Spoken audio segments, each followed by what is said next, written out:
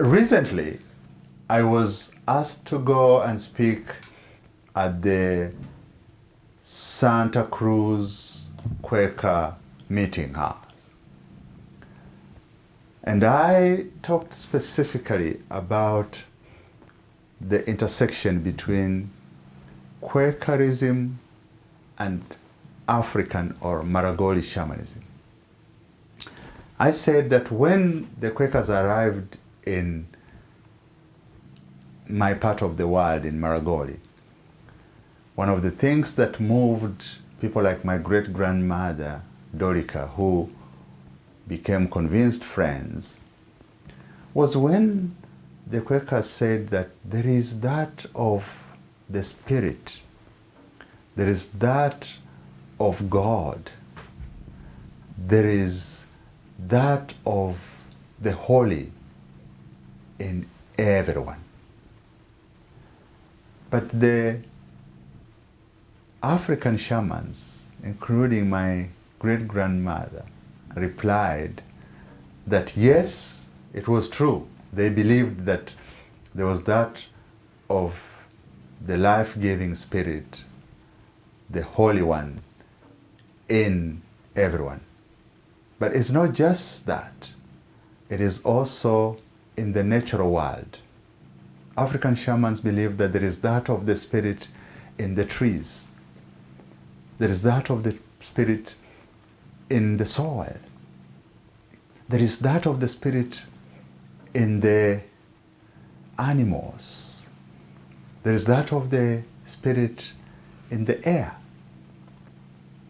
There is that of the Spirit in the trees.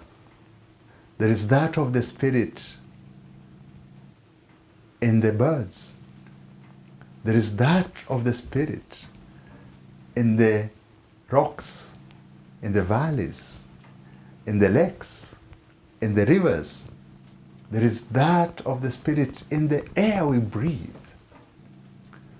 So all these things are connected.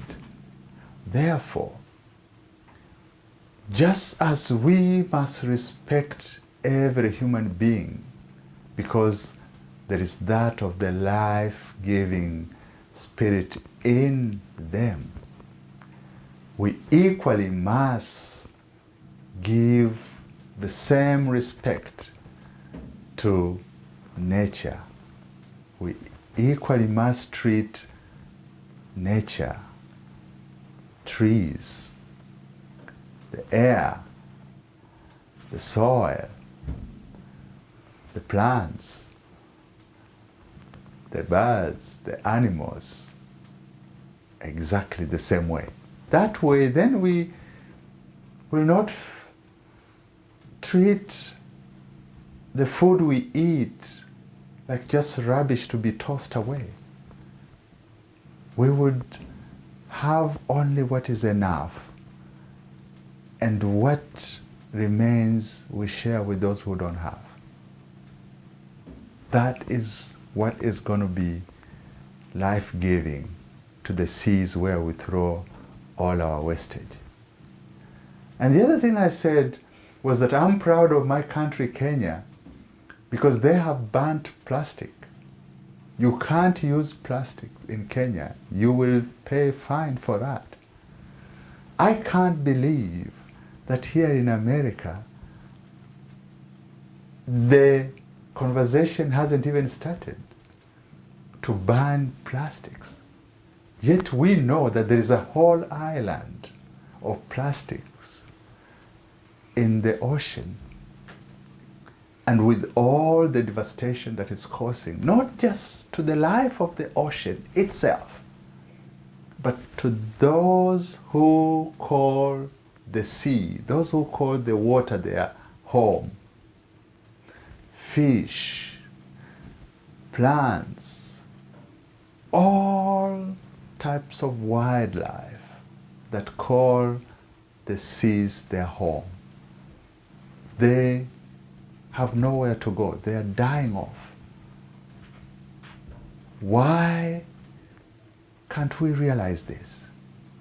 Why can a country with so much resources like America not see that you have a responsibility to protect the seas, to protect the water, to protect the air?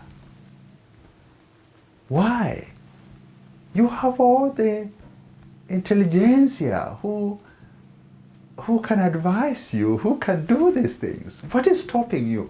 What is stopping you, Americans, from taking these simple acts to save the water, to save the oceans, to save the seas, to save the air, to save the rivers? With all your innovations, you now clamoring to go to the space, to send there all sorts of gadgets and rockets, and yet you can't even take care of this earth. You now you're spoiling this earth only to go and mess up the cosmos. Can't you be ashamed? Clear this, take care of this world, take care of this earth first.